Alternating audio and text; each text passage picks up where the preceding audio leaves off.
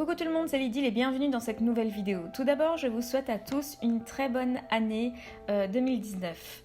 Je vous propose aujourd'hui dans cette nouvelle vidéo de faire un mini-album avec un anneau qui se tient debout un peu avec le même système qu'un calendrier. C'est une idée que j'ai vue dans une vidéo de Béa Valint dont je mets le lien de sa vidéo dans la barre d'infos, donc n'hésitez pas à aller voir si vous êtes curieux. J'ai trouvé que c'était une super idée, donc j'ai décidé de le refaire en vidéo. Mon mini-album ici sera un mini rétrospectif de mon année 2018. Alors pour commencer, je vais préparer à l'avance des morceaux de papier blanc d'un grammage assez épais, donc je dirais au moins 200 grammes, de 15 sur 8 cm. Je découpe 12 morceaux car il y a 12 mois dans une année. J'ai pris aussi du papier calque à insérer, des morceaux d'acétate imprimés, aussi de même format, sauf l'acétate qui sera la couverture, donc les 2 morceaux d'acétate pour la couverture. Là, je vous conseille d'ajouter 1 cm dans la longueur, donc pas 15 cm de long, mais 16 cm de long. Je prends aussi un autre morceau d'acétate de 10 sur 8 cm et mes tampons avec tous les mois de Stampin' Up, mes découpes, mes embellissements, ma Versafine noire, donc c'est mon encre.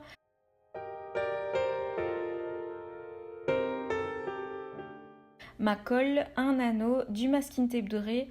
Et pour finir, j'ai fait ma petite sélection de photos que j'ai imprimées ici en tout petit. J'ai plus ou moins imprimé 4 photos sur un format classique de 10 sur 15 cm. J'ai sélectionné en général une photo par mois, mais il y a certains mois où j'ai pas su faire de choix, donc j'en ai imprimé 2. Pour finir, j'ai pris toutes mes chutes de papier scrap qu'il me reste. On a tous des chutes de papier scrap stockées dans un coin et faire des mini comme ça, en fait, c'est l'occasion de puiser dans cette réserve. Alors pour commencer, je prends mon tas de papier blanc et je trace l'endroit où je vais perforer. Donc moi ici, je fais un trait au milieu à 2 cm du bord. Je fais ensuite un petit trou avec une perfo.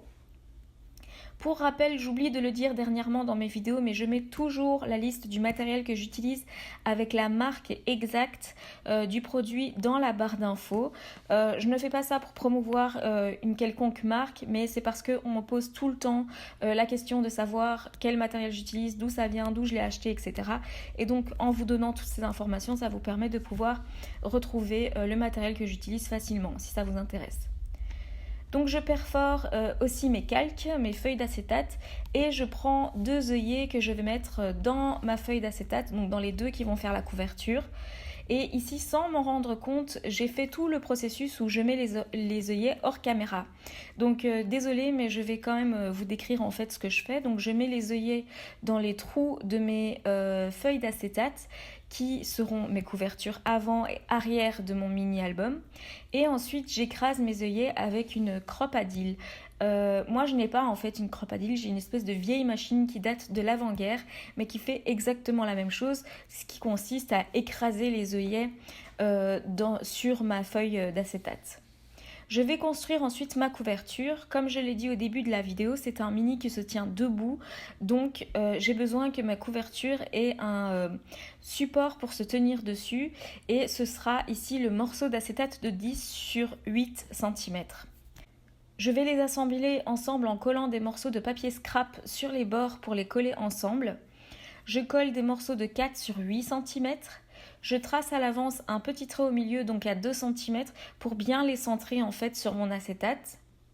Et ensuite, je colle à l'avant et aussi à l'arrière pour que ce soit en fait joli des 2 côtés, parce que puisque c'est transparent et puisque l'album va s'ouvrir, on va voir les 2 côtés de la couverture.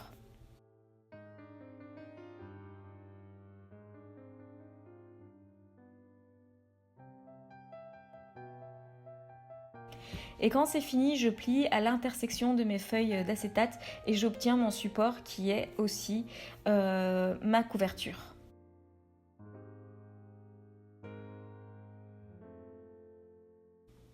Maintenant, je vais passer à la déco de mes feuilles. Je les mets l'une à côté de l'autre en commençant par janvier et ici, je vais vous montrer jusque juin pour l'instant. Je ne fais que la déco du recto et pas du verso de mes feuilles car en fait on ne les verra pas dans le sens de la rotation de l'album. Ça vous verrez, vous comprendrez plus tard. D'abord je positionne mes photos sur chaque page et ensuite je commence avec janvier. Je sélectionne des morceaux de papier que je vais déchirer et coller petit à petit sur mes pages. Au début, pour janvier, j'avais 2 photos, mais pour finir, je trouvais que ça faisait trop sur ma page, donc je n'en ai pris qu'une seule. C'est une photo de ma remise de diplôme d'instit primaire que j'ai reçue en janvier de l'année passée. Je faisais des études en cours du soir et en journée, j'enseignais en secondaire, donc ça a été un peu rude de tout faire, mais je l'ai fait. Et donc j'ai décidé de garder ce moment comme étant le plus important de mon mois de janvier 2018. Je précise pour les Français que le secondaire en Belgique équivaut au collège et au lycée en France. Comme vous pouvez voir, je ne peux pas m'empêcher de mettre du calque et du doré. Je pense que c'est un peu ma signature, avec le masking tape doré aussi. Je tamponne le mois et je finis pour ce mois-ci.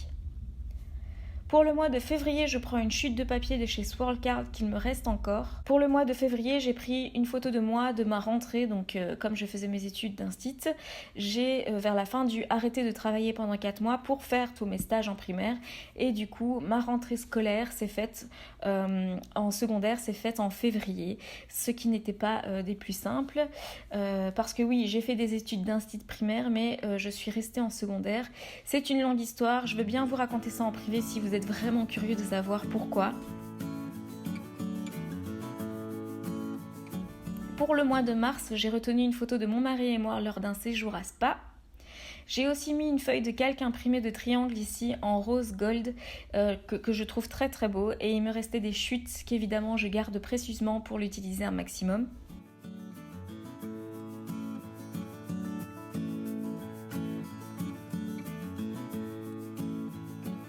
Pour le mois d'avril, je mets du rose car ça correspond à une naissance de ma filleule, que j'ai mis du calque sur elle pour préserver son identité, donc vous comprendrez. Et voilà donc pour elle une page un peu plus girly avec du rose, du doré, du calque et un lama.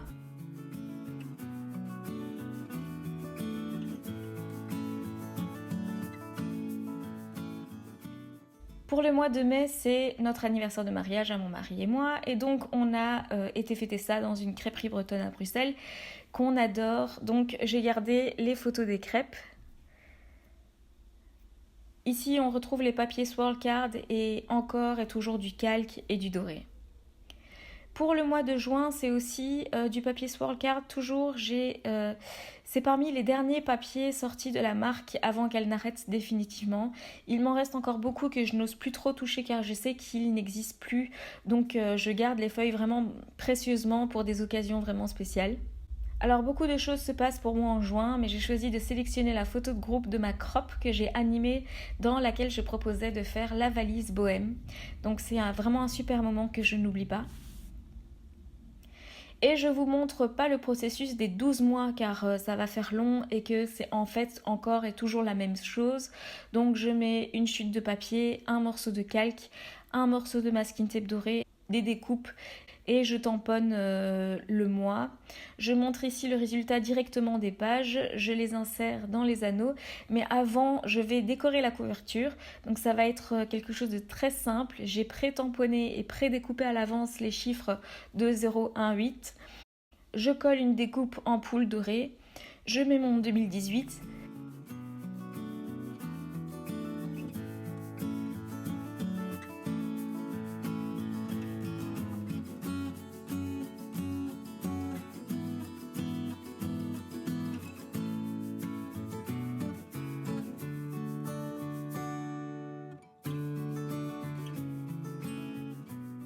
J'ajoute une petite découpe feuille et ensuite je colle avec un alphabet bleu les lettres pour former les mots rétrospectives. Sauf que, douée comme je suis, je me suis rendu compte quasi 2 lettres avant la fin que je n'avais plus de place. Donc j'ai dû tout décoller pour recoller plus serré afin que mon mot soit entièrement dans ma couverture.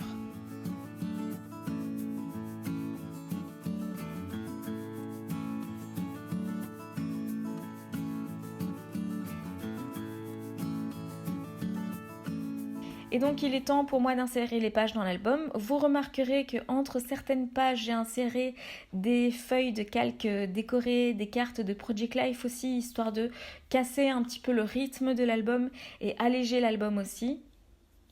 Une fois que j'ai tout inséré, je vous montre l'album terminé en fermant la couverture. Je trouve que mes cartes sont pas assez courtes, du coup elles frottent sur l'acétate qui est dans le fond et donc mon support ne tient pas bien. C'est pour ça que je vous conseille d'ajouter 1 cm de plus sur les couvertures dans la longueur, comme je vous l'ai dit de le faire au début de la vidéo, ce que moi je n'ai pas fait. Donc même si c'était à refaire, je le ferais avec les cartes plus... soit mes cartes plus courtes, soit la couverture plus longue, afin qu'elle ne frotte pas dans le fond et que ça ne gêne pas que mon support reste correctement debout.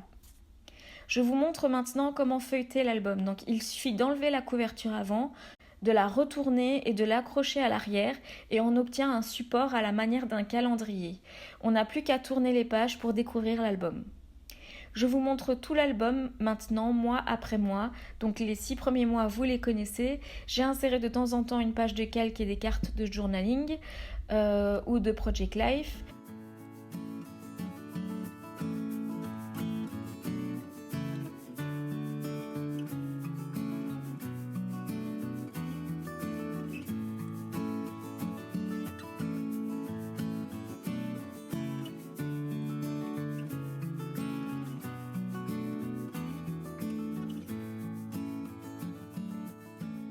Pour le mois de juillet, j'ai sélectionné des photos de la Grèce évidemment. Pour août, j'ai sélectionné une photo de mon ami et moi à Barcelone. Pour septembre, j'ai pris une photo de la rentrée à l'école où on a été à la mer avec nos élèves et on a fait du surf. Pour octobre, j'ai pris 2 photos, une photo du concert de Kacey Musgraves et une de la Floride. Pour novembre, j'ai pris une photo du shooting Cozy et pour décembre, une photo de Prague. Et donc voilà pour ce mini-album rétrospectif de 2018. J'espère que ce tutoriel vous aura plu et vous aura donné des idées. N'oubliez pas que le descriptif du matériel est dans la barre d'infos et n'hésitez pas à me dire ce que vous en pensez en commentaire. Si vous voulez être tenu au courant des nouvelles vidéos qui sortent, vous pouvez cliquer sur la petite cloche ici en bas. Si vous n'avez pas vu cette vidéo, vous pouvez cliquer dessus. Vous pouvez également me suivre sur les différents réseaux sociaux. À très bientôt dans une prochaine vidéo.